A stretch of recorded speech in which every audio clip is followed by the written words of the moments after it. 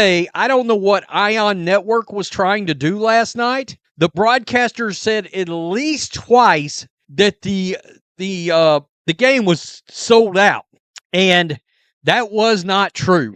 All right, that was not true. The game was roughly almost 800 tickets shy of being sold out for Paige Bueckers' debut at the College Park Center. The Dallas Wings have attempted something remarkable, trying to position Paige Bueckers as equivalent to Caitlin Clark. Their effort to generate excitement around a player who simply doesn't have comparable drawing power has been obvious. Let's be honest, if Bueckers received any more promotional hype, management might need to distribute attendance request flyers at nearby shopping centers. What happened to all the talk about the Bueckers effect we kept hearing? Let's examine the sobering reality check that just hit both Dallas Wings and Nalyssa Smith, the biggest sensation the WNBA has witnessed in recent months. The biggest superstar the WNBA has ever seen in the last 8 months. Paige Bueckers arrives and gets 6,251 people in attendance. Oh my God, it was flooded. It was flooded. The College Park Center was flooded with people. Oh, maybe it wasn't flooded. Maybe it wasn't really flooded at all. We can't sell out Paige Bueckers' home debut, her season opener, and her home debut. We can't even sell that out. Oh, goodness gracious. Oh, goodness gracious. Paige Bueckers is fitting in perfectly into the WNBA. Good job, Paige. Good. Nobody else can sell out their games in the WNBA. Caitlin Clark can. When Bueckers arrived, 6,251 spectators showed up. Wow, what a packed venue. College Park Center was absolutely filled with fans. Or perhaps, it wasn't actually filled at all. They couldn't even reach capacity for Bueckers' opening home game. Bueckers is integrating perfectly into the WNBA culture. Great work, Paige. Most WNBA teams struggle with selling out arenas. Except Caitlin Clark. How circumstances have shifted. So this is for Paige Bueckers' debut game. Now, should be noted, don't forget, when Caitlin Clark and the Fever come to town, they're moving the game to American Airlines Arena, where the Mavericks play. So Paige Bueckers' debut is still in their regular arena, College Park Arena. And you may be wondering, American Airlines Arena has a 20,000 seat capacity. This only has a 7,000 seat capacity. So it's going to be very interesting. And in case you're wondering, there are still a ton of tickets left for this thing. The only thing that's sold out, I mean, you got 1, 2, 3, 4. So you got 6, 7, 8, 9, 10, 11, 12 sections that are sold out, and then there's a bunch of blue where there are tickets available. So the Dallas Wings, that distinguished establishment of basketball mediocrity, is finally emerging from its fantasy world to recognize what everyone else already understood. Bueckers simply isn't Clark. The same Dallas organization behaved as if selecting Bueckers with the top pick would transform them into the most sought-after ticket in women's basketball. The kind of ticket that overwhelms online sales platforms like Clark's Games do. Put back. How did that feel, and how did you feel about your performance in total? Yeah, I should have made the first one. Room to grow. You got to have a starting point, so you got to have a foundation to build on.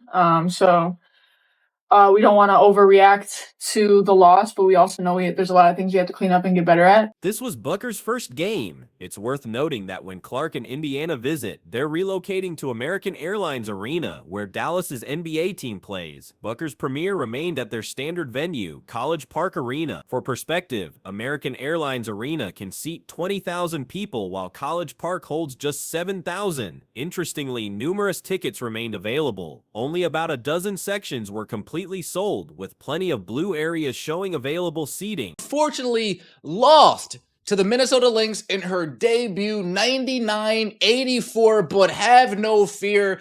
The second coming of the Great White Hope is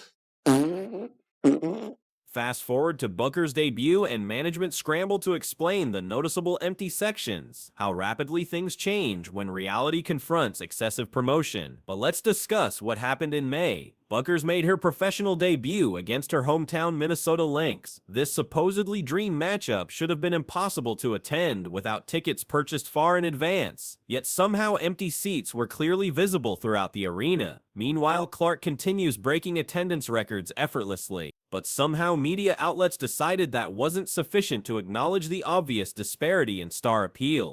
Despite the loss, Paige Bueckers shined in her WNBA debut. No, she didn't.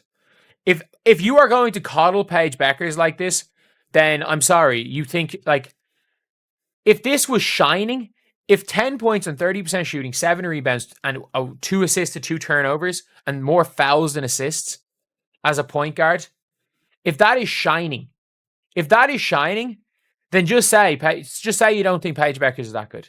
When asked about her performance, Bueckers said, "I should have made the first attempt. Room for improvement. You need a starting point, a foundation to build upon. We shouldn't overreact to losing, but we recognize many things need improvement. Why does this matter? Perhaps basketball media simply needs to manufacture competition. Could it be the next superstar narrative they constructed around Bueckers? Could it be desperation to find anyone who could share the spotlight with Clark? It's amusing when the WNBA distributes future face of the league titles to anyone with successful college careers. But remember, Clark is breaking attendance records like she's personally committed to making women's basketball mainstream, the kind of attendance making people wonder if she harbors personal animosity toward empty seats. Yet somehow Dallas believed signing Bueckers would generate identical excitement.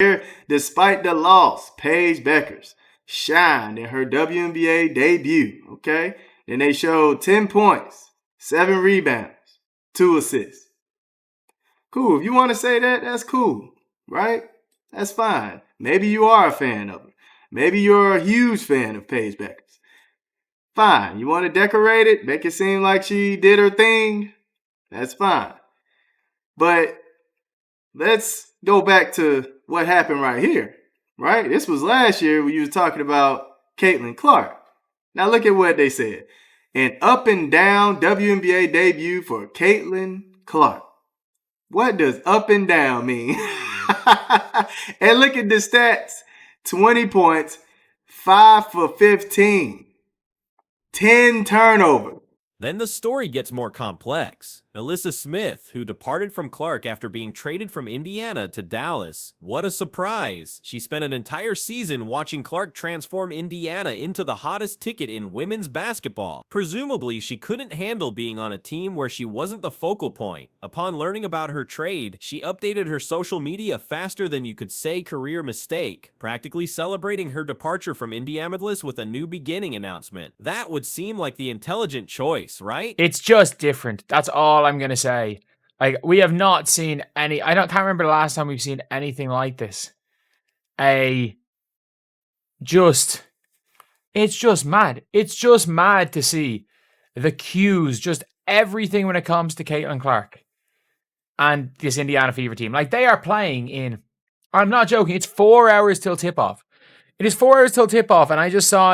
But instead, Smith, demonstrating remarkable wisdom, exchanged guaranteed full arenas with Indiana for the maybe will fill half the stadium reality of Dallas. They behaved like they discovered treasure, claiming, "Look, we've acquired Bueckers, we'll be the next sensation." Obviously, Dallas. Everyone knows there's only one Clark. Better to learn that lesson late than never. Despite losing, Bueckers supposedly shined in her professional debut. No, she didn't. If you're going to praise Bueckers like this, I apologize. If 10 points on 30% shooting, 7 rebounds, 2 assists, 2 turnovers, and more fouls than assists as a point guard constitutes shining, then just admit you don't believe Bueckers is exceptional. This right here from Dave Portnoy.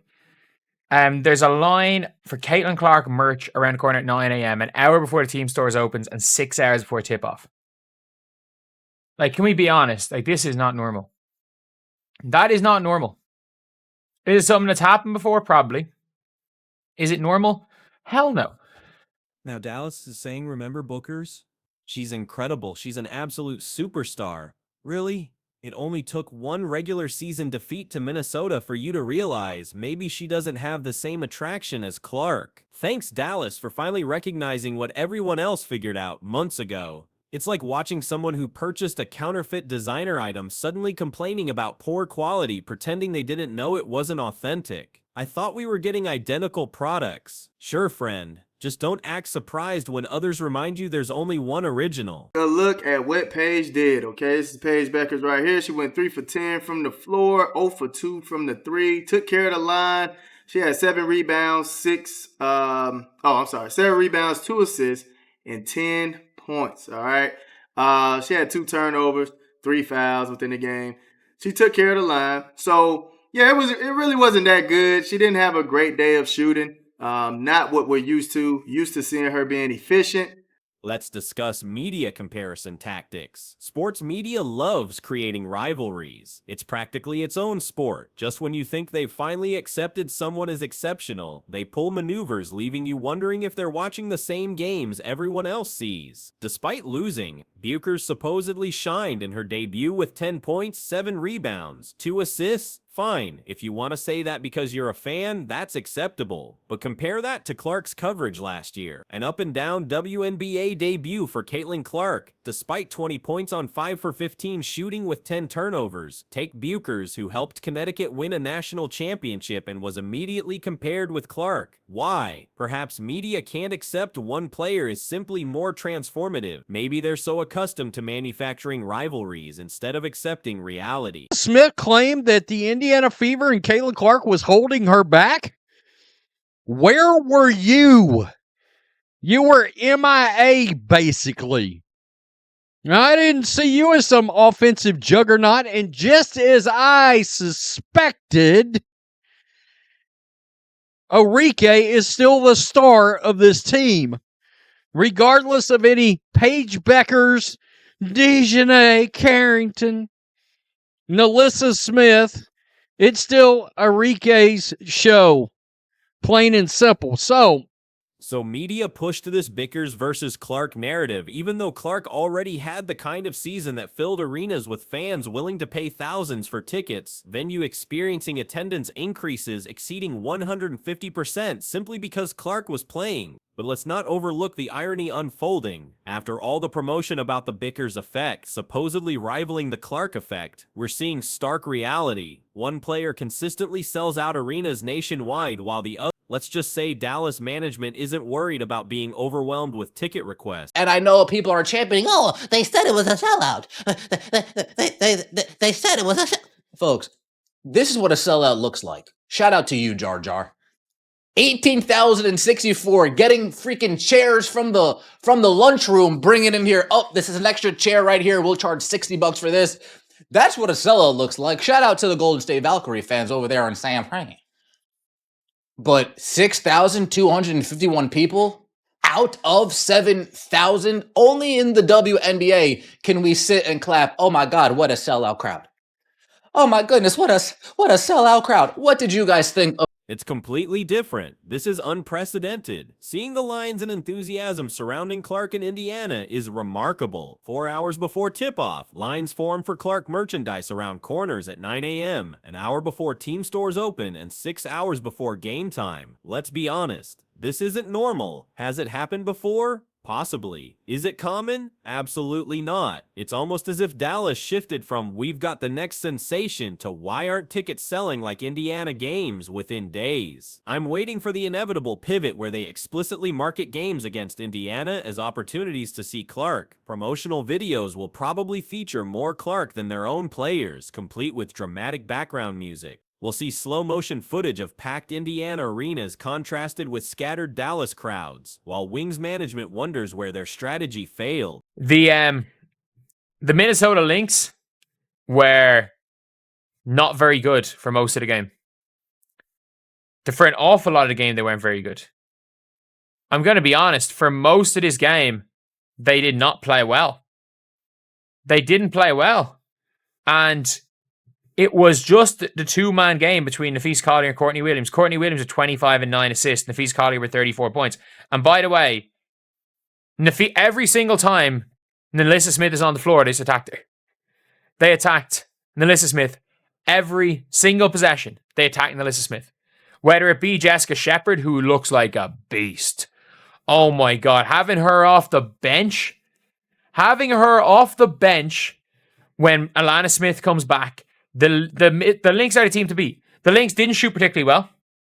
Yes, Bueckers deserves respect as a talented player. She's a former national champion who will have a solid professional career. But let's not pretend she's creating the fundamental shift Clark has brought to women's basketball. She's not making people question who needs men's basketball. She's not breaking attendance records, making history, or generally elevating women's basketball to levels making broadcast executives ecstatic. Examining Bueckers' statistics: 3 for 10 shooting, 0 for 2 from three-point range, perfect at the free throw line. 7 rebounds, 2 assists, and 10 points. 2 turnovers, 3 fouls. She shot poorly, not the efficiency we typically expect from her. I don't think the Wings are very good. I know there are a lot of people that probably like the Dallas Wings because they like Paige Bueckers. They think Arike is a winning basketball player. They think Nalyssa Smith ISO post touches is going to win you basketball games. They think allowing Dejanay to go ISO is going to win you basketball games. They think Chris Sides is a good coach. They think them trying to put belt to ass to the Toyota Antelopes means anything.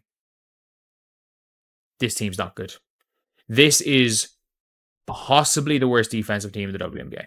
But let's not ignore the biggest loser here, Nalyssa Smith. Typically, she missed this opportunity, both literally and figuratively. She was too excited about her new beginning and escaping Clark's shadow to realize what she surrendered, and she can't pretend she didn't make a mistake. The proof is in attendance figures, and Dallas attendance is nearly embarrassing compared to what she abandoned in Indiana. She literally walked away from potentially the most watched WNBA team in history. She made plays suggesting she wasn't paying attention, perhaps too busy planning her escape from being a supporting character in Clark's story. Her Indiana statistics were respectable, averaging 15.5 points and 9.2 rebounds in her best season. But instead of embracing her role alongside a generational talent, she left for a team struggling to fill its arena, even for its star rookie's debut. Smith claimed Indiana and Clark were limiting her. Where was her impact? She wasn't an offensive powerhouse. She had 7 rebounds, 7 rebounds, 2 assists,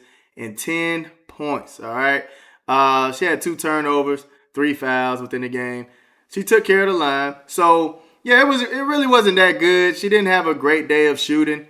Now Smith must be realizing what she surrendered. While Clark dominates basketball conversation and Indiana can't print tickets fast enough, Smith plays before half-full arenas for a team already losing. Don't be surprised when Dallas plays Indiana and cameras show Smith watching sold-out crowds cheering Clark. The player who once barely acknowledged Clark probably regrets every new beginning social media post. What's truly amusing is Smith can't maintain the "I made the right decision" narrative. She can't pretend leaving Clark's team was smart. The evidence exists. Attendance numbers don't lie. She prioritized her ego and desire for prominence, overlooking the genuine opportunity before her, being part of something truly historic. People keep saying it was sold out. This is what genuine capacity crowds look like. 18,064 people bringing extra chairs from cafeterias. That's a true sellout. But 6,251 people in a 7,000-seat arena? Only in women's basketball would we applaud. What an amazing capacity crowd.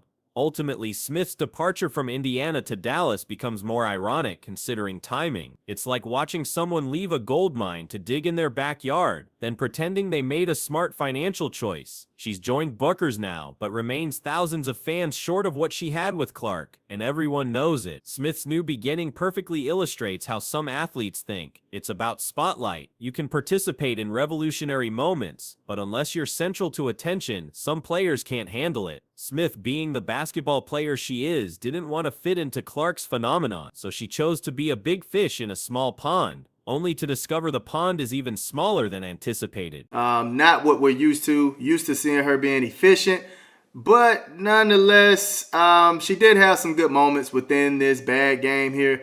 I like how she was getting to the mid-range game, pulling up on Heidemann, bang, pulling up on Courtney Williams, bang. Minnesota wasn't particularly effective for most of the game. For much of it, they performed poorly. It was primarily Nafisa Collier and Courtney Williams carrying the team. Williams contributed 25 points with 9 assists, while Collier scored notably whenever Smith was on court. They targeted her repeatedly. Jessica Shepard looked impressive coming off the bench. When Alana Smith returns, Minnesota becomes the team to beat. They didn't even shoot particularly well. Now we watch Dallas scrambling to give Bueckers the promotion they promised, trying to manufacture excitement that comes naturally to Clark. It's like watching someone who purchased an electric car with minimal range, trying to convince everyone it's comparable to premium models, only to run out of power while insisting they're enjoying pushing it home. You can almost hear Dallas marketing team frantically creating last-minute promotions and discount packages as if that generates organic enthusiasm.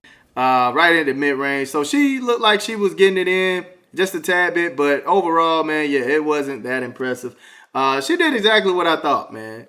I mean, like I said, I think Paige Bueckers is going to find a way to... And those who've been saying from day one there's only one Clark. They're currently enjoying vindication, smugly sipping beverages and relishing opportunities to say, "I told you so." Because yes, being right is satisfying, but watching Smith realize she left the biggest phenomenon in women's basketball to join a struggling franchise with half-filled venues, that's true karma. Better than any game-winning shot or spectacular play. This is justice with a basketball twist. And I'm here for every uncomfortable attendance-challenged moment of it. Dallas likely isn't very good. Many fans might support them because they like Bueckers. Think Arike is a winning player. Believe Smith's post-isolation plays will win games. Think allowing DeJay to play one-on-one will succeed. Think their coach is competent, or think competing with Phoenix means something. This team isn't strong. They might be the worst defensive team in women's basketball. Meanwhile, Clark continues receiving deserved attention. The gap between her and everyone widens daily after carrying college basketball, breaking records, and filling arenas like a major musical artist on tour. It's fitting she draws similar crowds professionally while others struggle to fill lower sections. Hopefully next season, Smith doesn't request returning to Indiana. If she does, appearing hat in hand after abandoning the Clark phenomenon, we might need a nationwide petition preventing her return. Clark isn't just playing basketball, she's transforming it.